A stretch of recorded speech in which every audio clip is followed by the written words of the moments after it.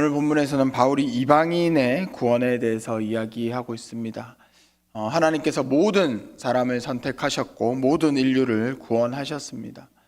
그런데 그 하나님의 구원 계획 가운데에 먼저 부르심 받았던, 먼저 택함을 받았던 자들은 이스라엘 민족이었습니다. 하나님께서 아브라함을 부르셨고 그와 언약을 맺으셨고 너로 인하여 모든 백성이 복을 받을 것이다, 모든 민족이 복을 누릴 것이다 라고 하면서 이스라엘 백성들과 먼저 언약 관계를 맺으셨습니다. 그런데 이스라엘 백성들이 착각한 것이 있습니다.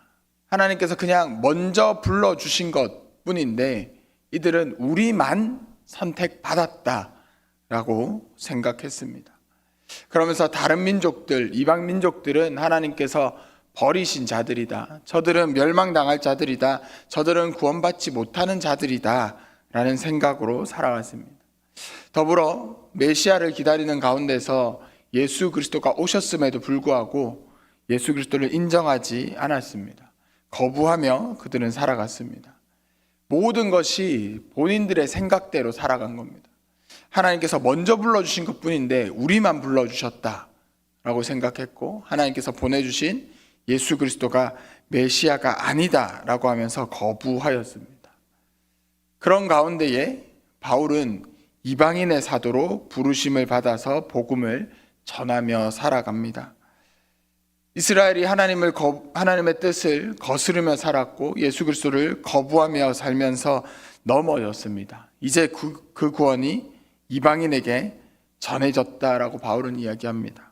그러면서 그 모습을 보고 이스라엘이, 먼저 선택받은 이스라엘이 시기하였다라는 거죠.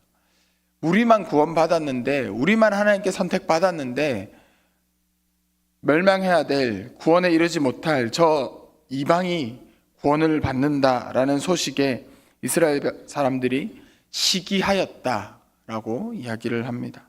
하지만 하나님의 뜻은 그게 아니었습니다. 하나님의 뜻은 이스라엘을 선택해서 먼저 불러주신 것으로 모든 민족을 구원하실 것을 보여주신 거죠.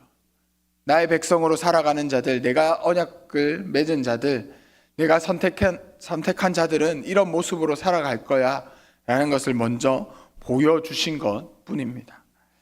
어쨌든 그 상황 가운데서 바울이 이방인들에게 복음을 전하기 시작했고, 오늘 말씀에서 바울은 자신이 이방인의 사도로 부름받은 것, 그것에 영광이 있다라고 합니다. 이방인의 사도의 그 직분에 영광이 있다라고 이야기를 합니다. 이것이 세상적으로 어떤 유익이 있겠습니까? 어떤 영광이 있겠습니까? 유대인들의 사회는 철저하게 성전 중심의 사회, 여호와 하나님을 믿는 그 신앙이 중심인 사회였습니다. 그들에게 이방인들은 버림받은 자들이었고 그들에게 이방인들은 섞여서는 안 되는 자들이었습니다. 그런데 그들에게 가는 사람이 어떤 영광이 있겠습니까? 그 사회 가운데서 우리가 성경을 통해서 이스라엘의 모습을 보고 성경을 통해서 복음 전파의 사명의 그 과정들을 보니 바울의 모습이 참 존경스럽고 복음을 전하는 그 모습이 하나님 보시기에 정말 멋진 모습이다 라고 우리는 그렇게 느끼지만, 유대인 사회에서, 그때 당시에 절대적인 다수였던 그 유대인 사회에서 바울을 바라보는 모습, 어떤 영광이 있었겠습니까? 버림받은 자들에게 가는 모습, 여전히 저들에게 구원이 없는데 라고 하는 그 자리에 복음을 전하러 가는 모습, 아무런 의미 없는 일을 하는 것이고 하나님을 모독하는 일을 하는 것이고, 그러한 모습으로 비춰지는 바울의 모습이 어떠한 유익이 있었겠습니까? 하지만 바울은 그것이 자신의 영광이다라고 얘기합니다. 왜냐하면 하나님의 부르심에 응답했기 때문입니다. 하나님의 뜻을 바르게 알고 복음을 전하고 있기 때문입니다. 세상의 관점에서 보았을 때는 우리의 선택이나 우리가 거하는 자리가 영광스럽지 못한 자리들이 있습니다. 주일에 쉴 수 있는 그 시간에, 주일에 여행 갈 수 있는 그 시간에 교회 나와서 예배하는 것, 무슨 유익이 있겠습니까? 세상 사람들이 볼 때 무슨 유익이 있고 그것이 무슨 영광스러운 일이겠습니까? 하지만 우리에게는 예배하는 것이 정말 소중한 가치이고, 예배하는 것으로 하나님 앞에 나오는 것이 내 삶의 유익이고 내 삶의 즐거움이기 때문에 이 자리에서 예배하는 것, 이 자리에서 기도하는 것이 우리에게 영광이 되는 것입니다. 세상적인 가치의 문제가 아니라 하나님의 말씀, 하나님의 부르심 가운데 응답하는 것이기 때문에 그것은 유익입니다. 세상의 유익이 아니라 하나님께서 주시는 유익을 함께 누려가는 우리가 되었으면 좋겠습니다. 세상의 이야기가 아니라 하나님의 이야기를 들으면서 영광스러운 삶을 살아가는 우리 모두가 되었으면 좋겠습니다. 그러한 영광을 누리지 못했던 이스라엘 백성들은 우리가 먼저 택함을 받았다라고 이야기를 했습니다. 그런데 하나님은 오늘 감람나무의 이야기를 하시면서 다시 한번 이방민족의 그 구원을 이야기를 하고 있습니다. 구원받는 것에 조건이 있습니다. 하나님의 은혜로 구원받지만 그에 대한 사람의 반응이 필요합니다. 믿음이 있어야 합니다. 사회 그 분위기가 이방인들은 버림받은 사람이다, 선택받지 못한 사람이다 라는 그런 메시지가 주류였지만, 하나님께서 복음을 통해서 내가 너희를 선택했다 라고 말씀하셨을 때 그것을 믿는 믿음이 있어야 합니다. 그리고 그 말씀을 따라 살아가는 순종이 있어야 합니다. 겸손하게 믿음 가운데 순종하며 살아가야 합니다. 하나님께서 그래서 바울을 통해서 말씀하시는 것이 너희가 돌감람나무, 열매가 없는 나무였지만 그 가운데에 가지를 참감람나무, 열매 맺는 그 나무에게 접붙임, 붙였다라는 이야기를 하십니다. 돌감람나무, 열매가 없는 나무, 무슨 의미가 있겠습니까? 살아가는데 아무런 의미가 없습니다. 지금 사회에서야 나무가 조경으로도 쓰입니다. 열매 맺지 못하는 나무들도 가로수에 위해서 또 화원을 꾸미기 위해서 조경의 그런 역할들도 합니다.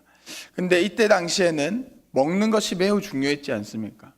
나무 한 그루를 심어도 열매를 맺어야 유익이 되는 겁니다. 그런데 열매 맺지 못하는 나무였습니다. 돌감람나무.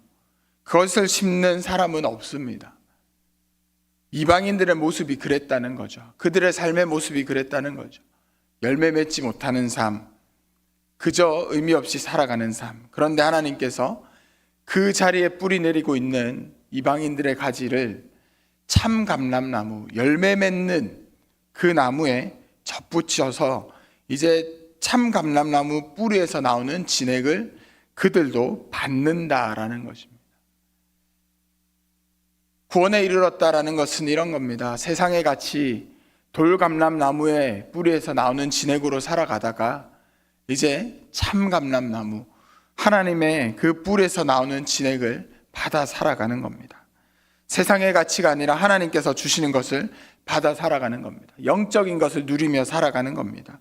세상에서 살면서 어떻게 하나님 것을 누리며 살아갈 것인가, 그것이 참감람나무의 뿌리의 진액을 받으며 살아가는 모습입니다. 어떻게 그런 삶을 살아갈 수 있겠습니까? 우리가 살아가는 삶의 자리는 이 세상이고 우리가 누리면서 살아가야 하는 것도 이 세상의 것들입니다. 돈 없이 살아갈 수 있으십니까? 세상에 직업 없이 살아갈 수 있으십니까? 하나님의 것을 우리가 어떻게 누리며 살아갈 수 있겠습니까? 성령의 은사가 나타나야 하는 것, 뭔가 신비로운 것이 나타나야 하는 것, 기도할 때마다 기도의 응답이 나타나야 하는 것, 정말 그렇게 살아갈 수 있으면 좋을 것 같습니다. 그런데 세상의 것들, 물질적인 것들도 얻으면서 살아가야 합니다. 그런 삶의 모습에서도 참감람나무의 뿔에서 나오는 진액으로 살아간다는 것은 그것을 하나님의 관점으로 보는 거죠. 하나님께서 기뻐하시는 모습으로 사용하는 겁니다. 세상 사람들과 똑같이 우리도 돈이 필요합니다. 세상 사람들과 똑같이 우리도 직업이 필요하고 세상의 법칙들이 필요합니다. 그런데 그것을 하나님 나라의 가치로 받아들이고 하나님 나라의 가치로 사용하는 겁니다. 왜냐하면 나의 유익으로 얻은 것이 아니기 때문입니다. 그 가지들이 자랑하지 말 것은 자랑하는 것이 자신의 의지로 한 것이 아니라 뿌리에서 나온 것으로 얻었기 때문이다라고 이야기합니다. 하나님의 그 인자하심 때문에 우리가 그 참감람나무의 진액을 얻을 수 있기 때문이다라는 거죠. 24절을 말씀에서 내가 원 돌감람나무에서 찍힘을 받고 본성을 거슬러 좋은 감람나무에 접붙임을 받았으니 라고 이야기를 합니다. 본성을 거슬러야 된다는 거죠. 우리의 죄성을 거슬러서, 본성을 거슬러서 참 감람나무, 좋은 감람나무에 접붙임 받은 채로 살아가야 한다는 겁니다. 그 안에 머무르라라고 이야기합니다. 하나님의 인자하심 가운데 머물러 있으면 그 인자가 우리에게 있을 것이다 라고 이야기를 합니다. 하나님의 사랑 가운데에 참 감람나무 가운데에 머물러 있어라 라고 합니다. 어떻게 머무를 수 있겠습니까? 그것을 위해서 주님께서 우리에게 허락하신 영적인 장치들이 있습니다. 기도하는 거죠. 말씀 읽는 거죠. 특별히 또 주일을 잘 지켜나가는 것입니다. 토요일에 이제 청년들과 성경 공부를 하고 있습니다. 그 가운데에 신앙의 질문들에 대한 이야기를 좀 나눴었습니다. 주일 성수에 대한 이야기를 나눴습니다. 저의 세대까지만 해도 주일 성수라는 이 단어가 매우 익숙합니다. 그런데 요즘은 주일 성수라는 표현 자체를 잘 사용하지 않습니다.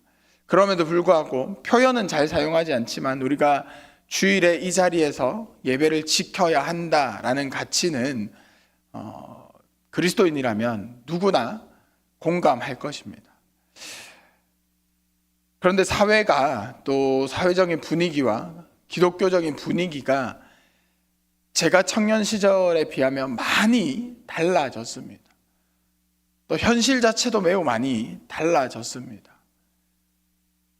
그럼에도 불구하고 주일 성수하는 것, 잘 지켜나가야 하는 것, 어떻게 교육할 수 있을까라는 이야기들을 나누었습니다. 주일 성수라는 것의 개념을 어떻게 생각하고 계십니까? 일주일 중에 하루를 온전히 구별하여 하나님께 드리는 것이다 라고 그렇게 저는 배워왔습니다. 그리고 저도 그렇게 교육을 해왔었습니다.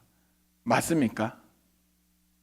일주일의 시간 가운데에 하루를 온전히 주님께 드리는 것이다 라는 거 맞습니까?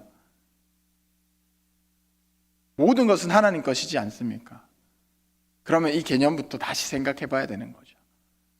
일주일 중에 하루를 온전히 하나님께 드린다라고 하면 일주일이 내 거라는 거죠. 주일 성수를 일주일의 시간이 모든 것이 하나님의 것인데 그 중에서 우리가 일상을 살아갈 수 있게 하나님께서 6일을 우리에게 주신 것이다. 그런 이야기를 나눴습니다. 접붙임 받은 채로 하나님의 인자 가운데 거하기 위해서 그 가운데 머무르기 위해서 우리가 가져야 하는 생각들은 우리의 삶의 모든 것이 하나님의 것이다 라는 고백을 다시 한번 되뇌어 봐야 할 것입니다. 시간도 물질도 우리의 계획도 다 하나님께 속해 있는데 우리가 이 땅 가운데서 육신을 가지고 살아가야 하니 그것에 필요하니 하나님께서 도리어 우리에게 필요한 만큼 주신 겁니다. 우리가 이 고백으로 하나님께 접붙인 된 채로 살아갈 수 있었으면 좋겠습니다. 우리의 삶의 자리에서 나의 것을 구별하여 드린다라는 것이 아니라 하나님 것 중에 내가 많은 것을 누리면서 살고 있다. 하나님 것 중에 내가 많은 것을 받고 살고 있다. 그러니 내가 하나님 안에 머물러야 한다. 그 고백으로 살아갈 수 있는 우리가 되었으면 좋겠습니다. 오늘 하루도 이번 일주일도 그렇게 주님의 사랑 안에 주님의 인자 가운데에 머무르며 살아가는 우리 모두가 되기를 주님의 이름으로 축복합니다.